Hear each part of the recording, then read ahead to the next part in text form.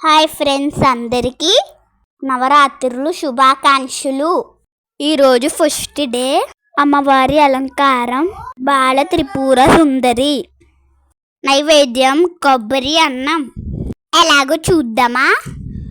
కొబ్బరి తురుము, ఉల్లిపాయ, పచ్చిమిర్చి, 1 స్పూన్ అల్లం వెల్లుల్లి పేస్ట్, 1 స్పూన్ గరం మసాలా, కొన్ని మసాలా సరుకులు తీసుకోవాలి. ఒక గ్లాస్ బియ్యాన్ని కడిగి పక్కన పెట్టుకోవాలి. మిక్సీ గిన్నెలో కొబ్బరి తురుము వేసుకుని వాటర్ వేసుకుని మిక్సీ పట్టుకోవాలి. పెట్టుకుని కొబ్బరి పాలు తీసుకోవాలి. ఒక కడాయిలో 2 స్పూన్స్ నెయ్యి, మసాలా సరుకులు వేసుకుని ఫ్రై చేసుకోవాలి.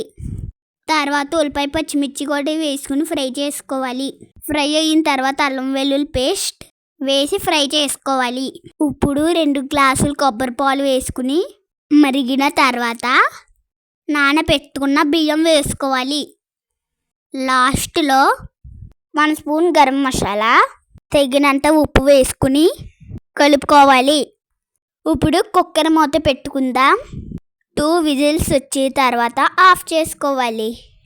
అంతే, యమ్మీ యమ్మీ కొబ్బరి అన్నం రెడీ.